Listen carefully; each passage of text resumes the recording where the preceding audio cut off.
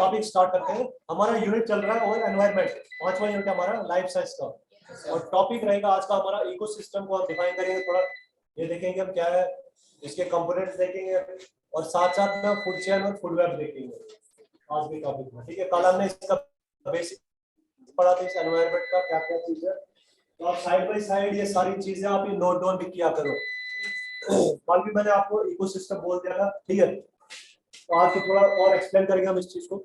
An ecosystem is a group or community composed of living and non-living things and their interactions with each other.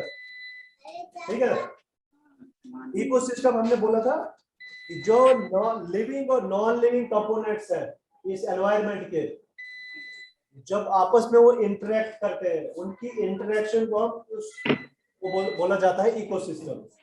ठीक है, उस living world की और non living things की जो हमारा इंटरेक्शन है उसको बोला जाता है इकोसिस्टम। बहुत सारे एग्जांपल्स दी थी मैंने कल आपको, ठीक है, थोड़ा थोड़ा और क्लियर हो जाएगा आपको।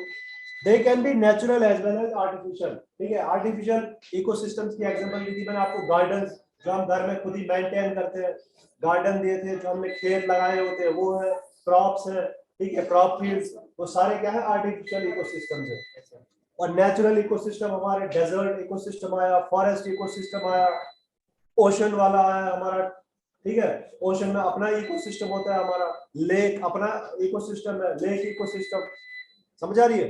तो ये सारे क्या है, ये सारे नेचुरल इकोसिस्टम्स आए। अभी इकोसिस्टम हमारे पास 2 टाइप्स ऑफ कंपोनेंट्स हैं, कल मैंने बेसिक्स में सारे चीजें बोल दी है।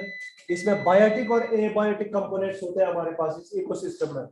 बायोटिक में लिविंग फैक्टर्स हमारे पास, बायोटिक बोलते हैं लिविंग वाले, जो लिविंग ऑर्गेनिजम्स है हमारे पास, plants, bird, fishes, animals, insects, microbes, ठीक है, जो भी जानदार है उसको कहेंगे हम बायोटिक कंपोनेंट इसका इकोसिस्टम का। और एबायोटिक कंपोनेंट आया हमारा, पानी आया, ये हमारा मिट्टी आई, हवा आया, ह्यूमिडिटी आई, टेम्परेचर आया, प्रेशर आया, ये सारी चीजें क्या है, ये सारे एबायोटिक कंपोनेंट्स है।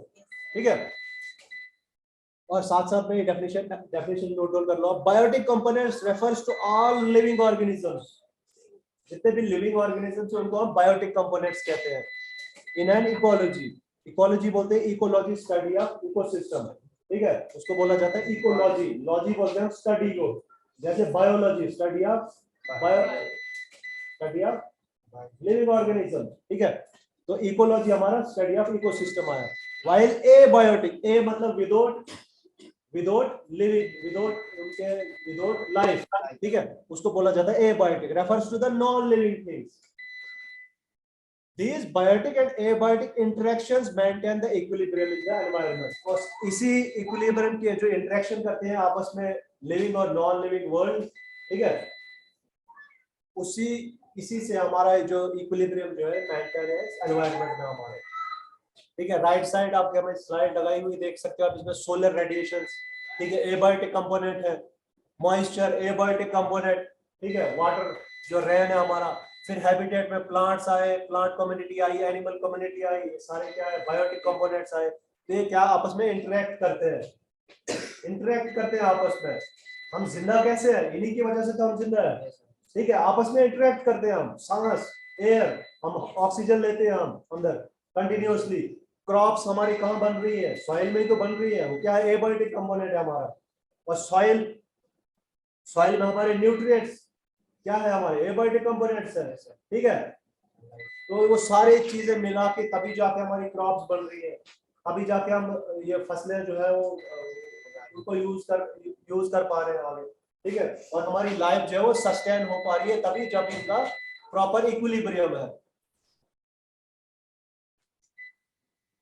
तो अब इसके कंपोनेंट्स क्या, कंपोनेंट्स भी आपने थोड़े बहुत कल मैंने एक्सप्लेन कर दिए थे। ठीक है, तो आज का ये प्रॉपर टॉपिक था हमारा इकोसिस्टम तुम्हारी बुक में से, तो ये एक्सप्लेन करके थोड़ा सा टॉपिक। तो कंपोनेंट्स ऑफ इकोसिस्टम, ठीक है, राइट साइड पहले देख लो आप स्लाइड, जो फ्लो चार्ट है, फ्लो चार्ट से जल्दी जल्दी आपको नोट आइडिया आ जाता है कि क्या पढ़ रहे हैं आप। ठीक है, याद जल्दी आ जाता है, याद रखना इजी हो जाता है। तो इकोसिस्टम क्या है, आया हमारे पास दो है, बायोटिक और एबायोटिक कंपोनेंट्स है इसके। ठीक है, फिर एबायोटिक कंपोनेंट्स में एग्जांपल सीधा याद रखनी है, एयर है, water, wind, soil, temperature, rainfall, moisture, humidity, ठीक है। इसके अलावा जो भी तुमको याद आएगा वो सारी क्या है, एबायोटिक कंपोनेंट्स है। और बायोटिक कंपोनेंट्स आए फिर हमारे पास। बायोटिक मतलब जानदार, जिंदा वाले, जिनको अभी तक काल तक बोला था हमने, प्लांट्स है, बर्ड्स है, फिशेस है, इंसेक्ट्स है। अब उनको कैटेगरीज में हमने कैटेगराइज किया है। उनको बोला हमने प्रोड्यूसर्स, कंज्यूमर्स और डिकम्पोजर्स बोला हमने उनको। इनको बायोटिक कंपोनेंट्स को। प्रोड्यूसर जैसे घास, क्रॉप्स हमारे प्रोड्यूसर्स है, तो खाना तैयार करते हैं। जो भी क्रॉप फील्ड्स हमारे, ठीक है, या जो भी यहाँ भी फसल बन रही है हमारी, जिस चीज का भी हम फायदा उठा रहे हैं, वो क्या है, प्रोड्यूसर्स है, ठीक है, जिन पे कंज्यूमर्स डिपेंड है फिर, ठीक है, जिन पे कंज्यूमर्स डिपेंड है, चाहे वो हर्बीवोर्स है, हर्ब्स मतलब हर्बीवोर्स, वोर्स हो गए,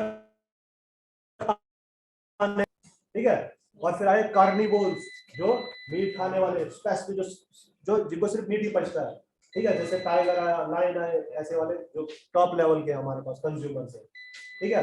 इनके आगे फिर से कैटेगराइजेशन है, primary consumer, secondary consumer, territory consumer, ठीक है। और इसी तरह बायोटिक कंपोनेंट्स में तीसरा है फिर हमारे पास डिकम्पोजर्स, जहाँ पे हमारे कंक्लूड हो जाता है सारा। प्रोड्यूसर्स ने प्रोड्यूस किया, ठीक है, कंज्यूमर्स ने खाना खाया, और फिर जब वो जितनी भी एनर्जी होती यूटिलाइज हुई, फिर जो है डिकम्पोजर्स ने उसको फिर से डिकम्पोज किया, और जो न्यूट्रिएंट्स को है फिर से सॉइल में जो है या एयर में जो है फिर से मिक्सअप कर दिया, ताकि फिर से वो आगे कंटिन्यू कर पाए वो कौन, न्यूट्रिएंट्स, आगे दूसरे वाले लिविंग ऑर्गेनिजम्स उसको यूज कर पाए उन न्यूट्रिएंट्स को, ठीक है। एक कंटिन्यू प्रोसेस है, ठीक है। तो biotic components are the living things that have direct और indirect influence on other organisms in the environment.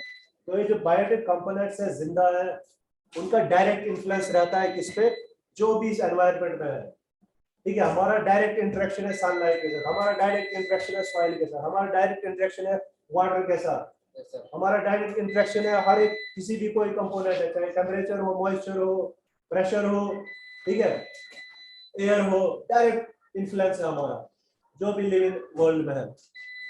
For example plants, animals, micro organism and their waste material, ठीक है, समझ आई।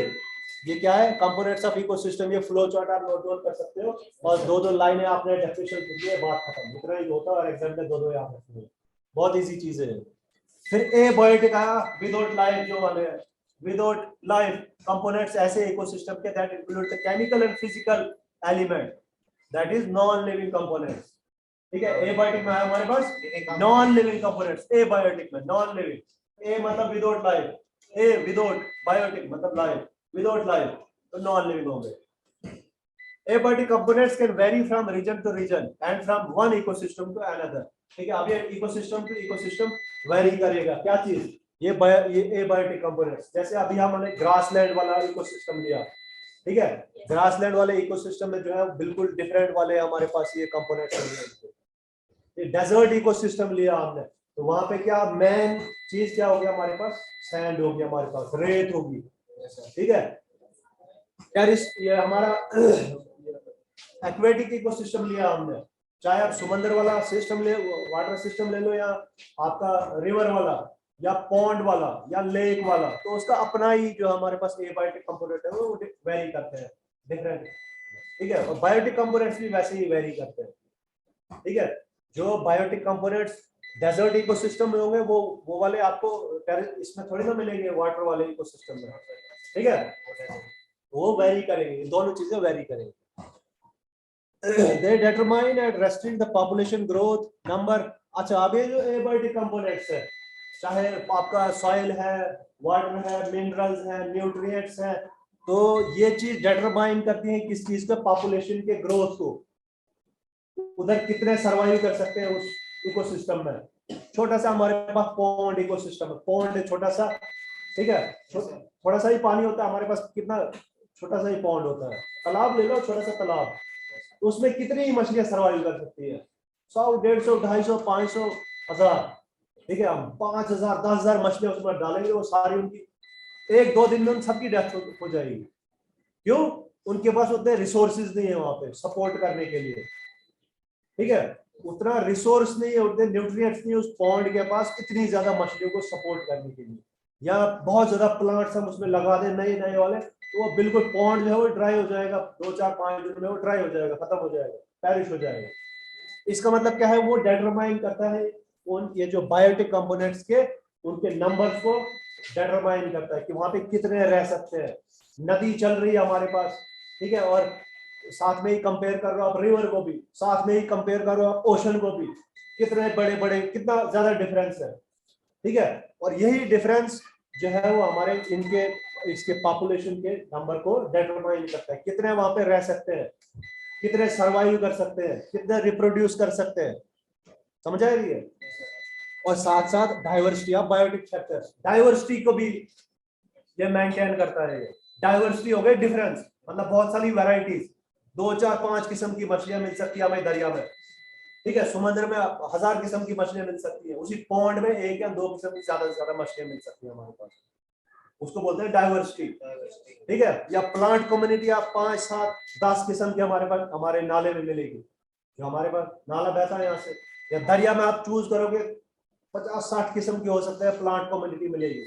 वैसे समुद्र के पास चले जाओ 50 500 600 1000 किस्म की वहां पे टाइप्स मिलेगी प्लांट्स कम्युनिटीज की और एनिमल कम्युनिटीज की जो वहां पे रहते हैं। तो इसका मतलब डाइवर्सिटी भी कौन डिटरमाइन करता है, ये एबायोटिक कंपोनेंट्स, ठीक है। Hence they are called limiting factors, और तभी इनको लिमिटिंग फैक्टर्स कहा जाता है, मतलब लिमिट करते हैं ग्रोथ को भी, नंबर को भी, पॉपुलेशन को भी, डाइवर्सिटी को भी। कौन, ये एबायोटिक फैक्टर्स, एबायोटिक कंपोनेंट्स, याद रखना, ठीक है। क्या कहा जाता है इनको, लिमिटिंग फैक्टर्स, एबायोटिक कंपोनेंट्स को लिमिटिंग फैक्टर्स कहा जाता है कि वो लिमिट करते हैं, कंट्रोल करते हैं, ठीक है, कंट्रोल करते हैं पॉपुलेशन को, पॉपुलेशन ग्रोथ को, नंबर को, डाइवर्सिटी को लिमिट करते हैं, कंट्रोल करते हैं। अच्छा, तो साथ में ही क्या है नीचे, टेरेस्ट्रियल इकोसिस्टम का मैंने टाइप्स बता दी थी एक स्लाइड में, 2 3 किस्म के हमारे पास एक्वेटिक इकोसिस्टम थे, टेरेस्ट्रियल इकोसिस्टम थे, ठीक है।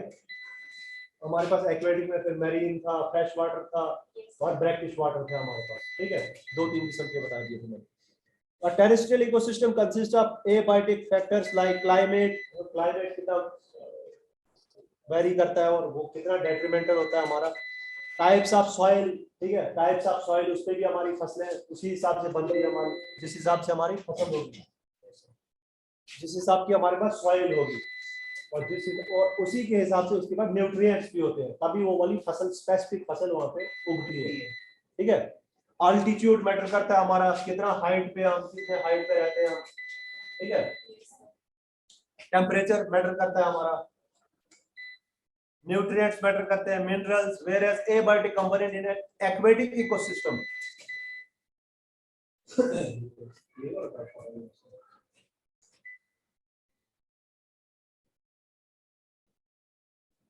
अच्छा, ये साथ में नीचे आ जाओ, various abiotic components in an aquatic ecosystem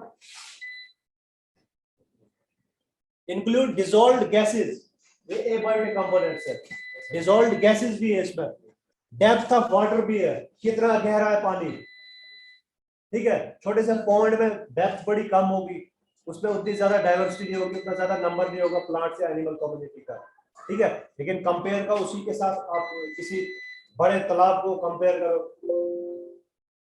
किसी बड़े तालाब को कंपेयर करो, या किसी साथ में किसी बड़े दरिया को कंपेयर करो, साथ में किसी बड़े समुद्र को कंपेयर करो, कितनी ज्यादा डेप्थ होगी, ठीक है, कितने डिफरेंट डिफरेंट डिसॉल्व्ड गैसेस होंगी, तो उन सब वेरिएशन की वजह से लाइट इंटेंसिटी, ये सब चीजें जो है मैटर करती है हमारे उस इकोसिस्टम में।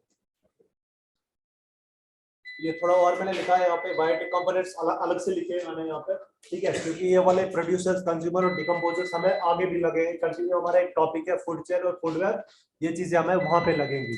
तो पहले आप बायोटिक कंपोनेंट्स देख लो, बायोटिक कंपोनेंट्स क्या है, ठीक है। अभी आप एबायोटिक और बायोटिक हमने बोल दिया था, अब ये देखिए बायोटिक जो है स्पेसिफिक क्या चीज है, इनको फिर से कैटेगराइज किया गया है बायोटिक कंपोनेंट्स को, प्रोड्यूसर्स, कंज्यूमर्स और डिकम्पोजर्स। प्रोड्यूसर्स मैंने बोल दिया खाना बनाने वाले, प्रोड्यूस करने वाले, कंज्यूमर्स हो गए जो इन पे डिपेंड करते हैं प्रोड्यूसर्स पे, ठीक है। और फिर डिकम्पोजर जो डिकम्पोज करते हैं उनकी डेड बॉडीज को, ताकि जो न्यूट्रिएंट्स है उनकी बॉडी में वो फिर से मिक्सअप हो जाए सॉइल में, ठीक है, और फिर से वो फूड चेन में वो रिसाइकल के लिए आ जाता है, फिर से आगे कंटिन्यू करता है। तो प्रोड्यूसर्स क्या है? This include all the autotrophs, autotrophs जितने भी ये खाना बनाने वाले ग्रीन प्लांट्स है, जितने भी क्रॉप फील्ड्स है हमारे पास, जितने भी फ्रूट वाले हमारे पास ये, तो उनको बोला जाता है autotrophs. They use light energy and synthesize food on their own.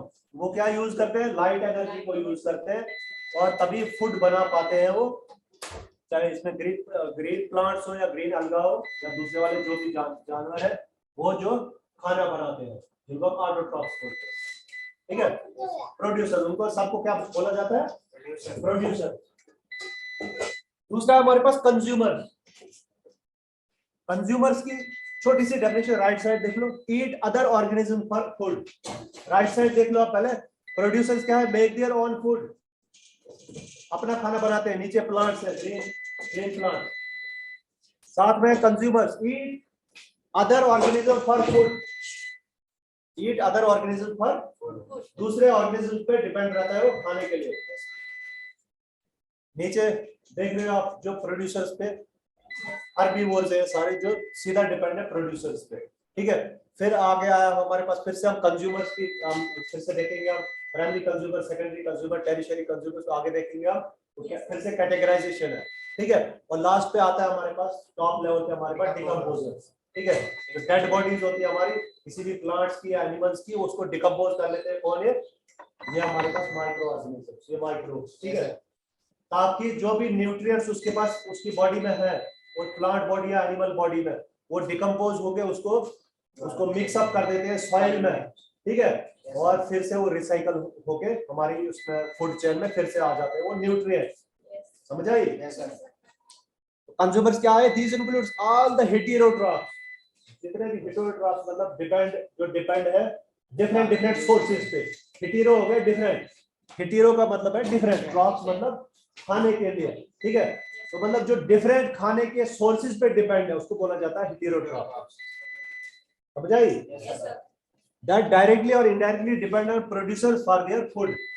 Consumers are further categorized as herbivores, herbs पे डिपेंड रहने वाले, कार्निवोर्स, मीट पे डिपेंड रहने वाले, ओमनिवोर्स, ओमनी हो गए जो मीट भी खा सकता है, हजम कर सकता है, और ये हमारे प्लांट प्रोडक्ट्स भी डाइजेस्ट कर सकता है।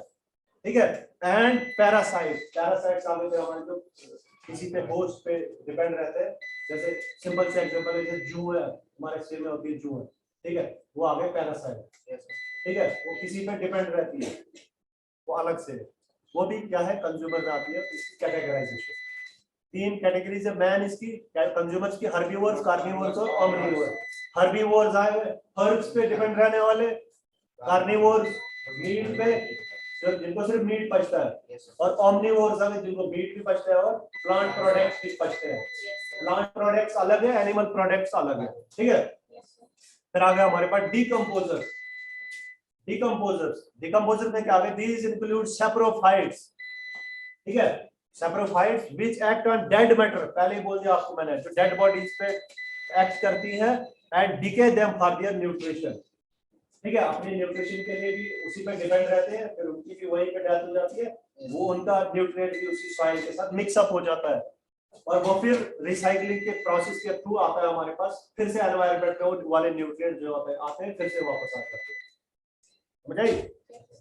चाहे प्लांट की डेड बॉडी हो, चाहे एनिमल्स की डेड बॉडी हो, किसी की भी हो, तो ये डिकम्पोजर्स को डिकम्पोज करते हैं, और फिर से Aahista Aahista over a period of time जो है वो वाले न्यूट्रिएंट फिर से रिसाइकल हो जाते हैं, हमारे एनवायरनमेंट में वापस आ जाते हैं।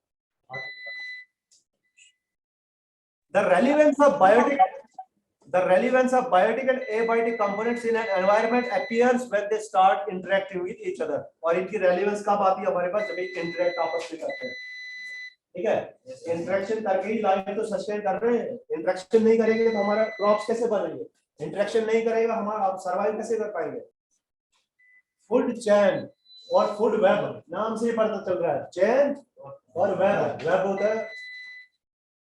ठीक है, जो आपस में इंटरकनेक्टेड है, चीज है बहुत सारी, वेब बोलते हैं उसको। तो चेन बोलते हैं जो सीधा आगे के लिए चल रही है। तो ठीक है, फूड चेन बोलते हैं हम ऐसी चेन को जो स्ट्रेट लाइन में चल रही है हमारी। ठीक है, ये सिर्फ समझाने के लिए होता है। नेचर में जो है हमारी tree, deer line, straight line में चल रहे हैं, लेकिन हमेशा इंटरकनेक्टेड रहते हैं। हमेशा जो नेचर में जो होता है वो फूड वेब चल रही है, ठीक है। स्ट्रेट लाइन में कोई भी फूड चेन, ये सिर्फ समझाने के लिए होता है। हमारे पास ऐसे ऐसे हो सकता है, ठीक है, ऐसे ऐसे चल रहा है, लेकिन ये हमेशा क्या होता है, इंटरकनेक्टेड रहता है, ठीक है। Food chain outline who Yeats हुम। फूड चेन में सीधा हम बोलते हैं कि कौन किसको खा रहा है, ठीक है। ट्री जो है हमारे पास ऑटोट्रॉफ्स आए थे, खाना बना रहा है, डियर उस पर डिपेंड है और लाइन उस पर डिपेंड है, सिंपल सी बात है, ठीक है, ठीक है। ऐसे ही फ्लावर है, स्मॉल फिशेस इस पे डिपेंड है, लार्जर फिशेस स्मॉल फिशेस पे डिपेंड है, बर्ड्स लार्जर फिशेस पे डिपेंड है, ठीक है। ऐसे ही फ्लावर आया, फ्लाइज आई, फिर फ्रॉग्स इन पे डिपेंड है, स्नेक आया, फ्रॉग पे डिपेंड है, ईगल स्नेक पे डिपेंड है। ये क्या है, स्ट्रेट फूड चेन है। लेकिन हमारे पास ये भी तो ऑप्शन हो सकता है कि जो ईगल है हमारे पास, फ्रॉग, फ्रॉग पे भी अटैक कर सकता है ना। तो इसका मतलब ये जो हमारे फूड चेन जो है हमारे पास फूड वेब होती है एक्चुअल में हमारे पास, जो आपस में इंटरकनेक्टेड रहते हैं जितने भी एनिमल्स हैं, ठीक है। जितने भी कंज्यूमर्स या हमारे पास प्रोड्यूसर्स हैं वो आपस में इंटरकनेक्टेड रहते हैं। हमेशा एक ही सोर्स नहीं रहता है उनके पास खाने का, उनके पास एक ही सोर्स नहीं रहता है खाने का, वो उनके पास मल्टीपल सोर्सेज होते हैं, तभी वो सर्वाइव कर पाते हैं। समझ आ रही है। ये हमारे पास नीचे प्रोड्यूसर्स आए, ऊपर ग्रास ऊपर से, इसके अलावा बहुत सारे हो सकते हैं हमारे पास। फिर रैबिट आया, रेट आया, फ्रॉग आया, बर्ड्स आए, ठीक है, एक कैटेगरी आई इनकी, ठीक है, जो इन पे डिपेंड रह सकते हैं हमारे पास प्रोड्यूसर्स के पास, ठीक है। फिर मल्टीपल आया, फॉक्स आया, स्नेक आया, फिर दूसरे वाले बर्ड्स आ सकते हैं जो इन पे डिपेंड रहते हैं हमारे पास, ठीक है। फिर टॉप लेवल पे इनने ईगल रखी है जो किसी वाले पे भी अटैक कर सकता है। समझ आई। एक कैटेगराइजेशन है हमारे पास कि कौन किस पे डिपेंड रह रहा है, उसको बोलते हैं फूड वेब। डिफरेंट सोर्सेज पे डिपेंड रहना अपने खाने के लिए, तो उसको बोला जाता है food web. Food web is all of the food chain in any ecosystem. समझ आ रही है क्या आप बोलना चाह रहे हैं। फूड वेब बोलते हैं बहुत सारे सोर्सेज जब आपके पास अवेलेबल हो फूड सोर्सेज के लिए, किसी भी इंडिविजुअल को, किसी भी पॉपुलेशन को, किसी कम्युनिटी को, किसी स्पीशीज को, उसको कहा जाता है food web. Each organism in an ecosystem occupies a specific trophic level or position in the food chain or web. अब एक और नया ये टर्म आई आपके पास, ट्रॉफिक लेवल आया आपके पास, टर्म एक और आई, ठीक है। वो मैं नेक्स्ट स्लाइड में आपको क्लियर कर दूंगा ट्रॉफिक लेवल क्या चीज है, ठीक है। अभी से यहाँ पे याद रखो कि हर एक इंडिविजुअल का, हर एक स्पीशीज का, जो भी पॉपुलेशन का कोई भी स्पीशीज है, उनका अपना एक लेवल होता है फूड चेन में या फूड वेब में, एक अपना अपना लेवल होता है। जैसे ईगल का अपना लेवल है, ठीक है, किसी भी अटैक कर सकता है वो। जैसे मोस है हमारे पास, अपना लेवल है उसके पास। प्रोड्यूसर्स है हमारे पास, अपना लेवल है उनके पास, ठीक है। फिर हर्बीवोर्स आया, नेक्स्ट लेवल। फिर कंज्यूमर्स आए, उनको जो सेकेंडरी कंज्यूमर, जो प्राइमरी कंज्यूमर्स पे डिपेंड है, उनका नेक्स्ट लेवल आया।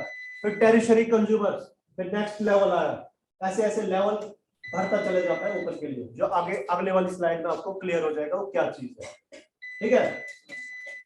Producers who make their own food using photosynthesis or chemosynthesis make up the bottom of the trophic pyramid. अभी जो ट्रॉफिक लेवल्स है, ठीक है, या पोजीशन है फूड वेब में, सबसे जो नीचे वाली जो बॉटम जो हमारे पास ये लेवल होता है वो किसका होता है, प्रोड्यूसर्स का, खाना बनाने वालों का, जैसे खाना हमारा बन रहा है, ठीक है। कहीं भी हम आप देख रहे हो, किसी भी फूड चेन में आप देख रहे हो, सबसे स्टार्टिंग में कौन है हमारे पास, प्रोड्यूसर्स है, जो जहाँ पे खाना बन रहा है हमारा, ठीक है। फिर आपके पास आए प्राइमरी कंज्यूमर, याद कर लो, ठीक है। टुवर्ड्स राइट जाएगा अगर फोर्स तो उसका साइन हम लेंगे पॉजिटिव, टुवर्ड्स लेफ्ट जाएगा तो उसका साइन हम लेंगे नेगेटिव। मेरा जो राइट हैंड है ये कहां फोर्स कर रहा था, टुवर्ड्स जीरो। उसके बाद आया आपका टेरिशरी कंज्यूमर, ठीक है। Food chain is a linear sequence, linear बोलते हैं सीधा स्ट्रेट लाइन नाउ के लिए, sequence of organism which start from, मेरा जो लेफ्ट हैंड, मैं अपना माइक्रोफोन ऑफ रखे please, and ends with the decomposer species. और कोई भी हमारी जो फूड चेन है या फूड वेब है कहां पे एंड होती है, हमारे पास डिकम्पोजर्स पे एंड होती है, ठीक है। Food web is a connection of multiple food chains, बहुत सारी मल्टीपल फूड चेन्स जो है इसमें कनेक्ट होती है हमारी, तब जाके हमारी फूड वेब बनती है, ठीक है। Food chain follows a single path where a food web follows multiple path. Food web के पास मल्टीपल पाथ्स है हमारे पास, और फूड चेन में स्ट्रेट लाइन है आगे चलती है। नेक्स्ट स्लाइड देखो, ट्रॉपिक लेवल हमारे पास यहाँ पर ट्रॉपिक लेवल का कंसेप्ट, ठीक है। ट्रॉपिक लेवल्स देखो यहाँ पे राइट साइड में स्लाइड पे आ जाओ, तो सबसे नीचे हमारे पास प्रोड्यूसर का है। प्रोड्यूसर में आपके क्रॉप प्लांट्स है, ट्री है, ग्रास है, फ्लावरिंग प्लांट्स यहाँ पे लिखे हुए हैं, ठीक है। सबसे ये देखो पिरामिड जैसा है ऊपर के लिए, पिरामिड जैसा। सबसे नीचे क्या है, प्रोड्यूसर का है। सेम एलिमेंट का जो सप्लाई है लेकिन डायरेक्शन कैसे अरे रियलमी RMX वाला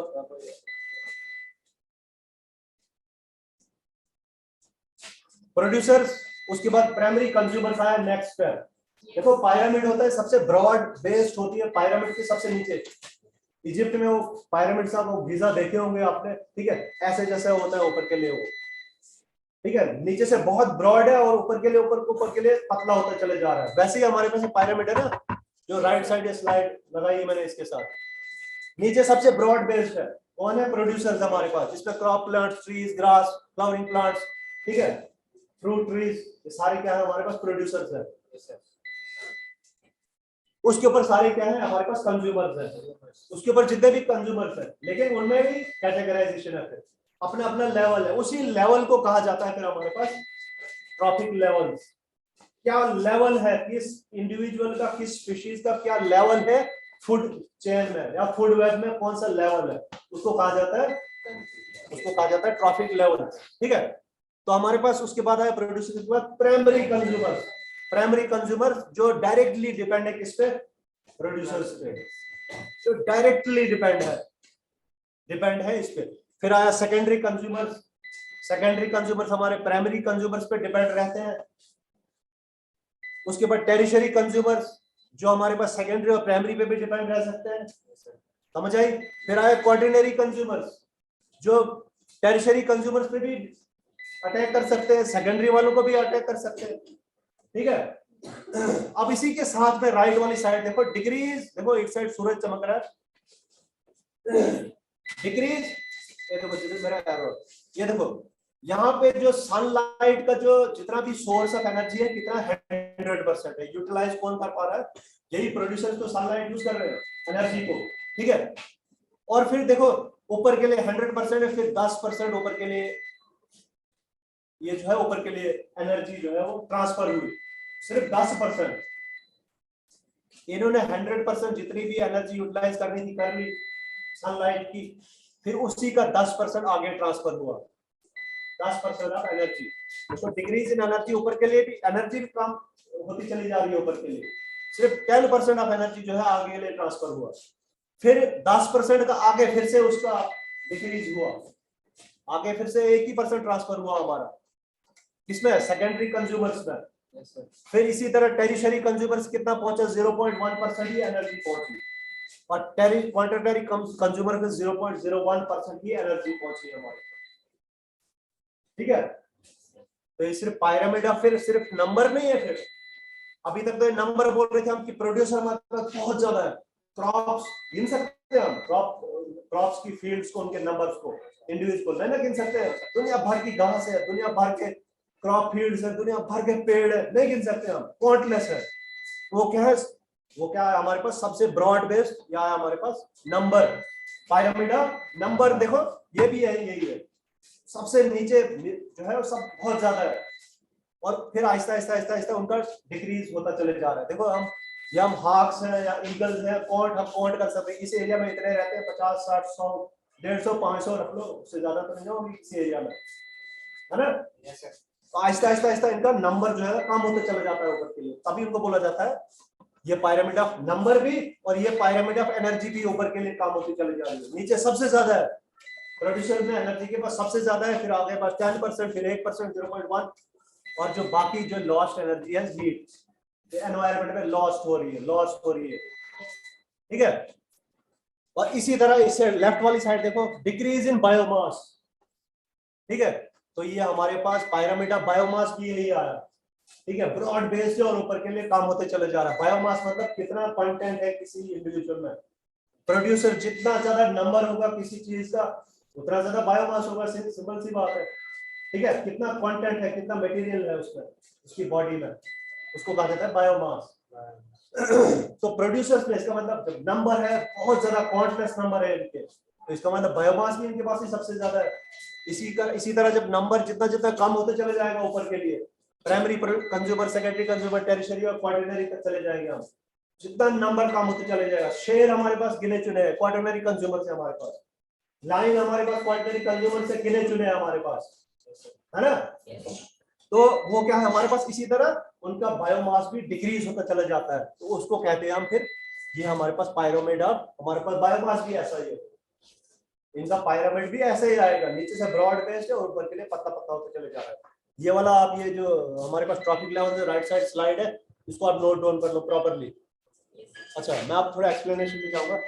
ecological pyramid also known as trophic pyramid, इनका दूसरा नाम क्या है, ट्रॉपिक पिरामिड बोलते हैं इसको, ठीक है। इकोलॉजिकल पिरामिड भी कहते हैं हम इनको, इकोलॉजिकल पिरामिड भी, ट्रॉपिक लेवल भी, एल्टोनियन पिरामिड भी, याद रखना, एल्टोनियन पिरामिड, एनर्जी पिरामिड और समटाइम्स फूड पिरामिड, नाम है इनके, 2-3 नाम है, याद रखना। इसे ग्राफिकल रिप्रेजेंटेशन, अभी क्या चीज है, ग्राफिकल रिप्रेजेंटेशन है, ग्राफ से समझाने के लिए हमारे पास ये क्या चीज है। और bio productivity at each trophic level in an ecosystem, तो हम यहाँ पे डिनोट करते हैं कि कौन सा कितना ज्यादा प्रोडक्शन है, कितनी एनर्जी है, ठीक है, आगे कितनी ट्रांसफर हो रही है, ये डिनोट करते हैं ये पायरामिड्स, ठीक है। नंबर डिनोट करते हैं इनका, बायोमास डिनोट होता है, एनर्जी डिनोट होता है। उसके बाद इसी तरह मैंने बोल दिया एनर्जी, पिरामिड ऑफ एनर्जी, ठीक है। एनर्जी सबसे ज्यादा हमारे पास प्रोड्यूसर्स में, shows how much energy is retained in the form of new biomass from each trophic level. छोटी छोटी डेफिनेशन आप 2 लाइनों की लिख सकते हो, लेकिन आपको पता होना चाहिए बेसिक कंसेप्ट आपको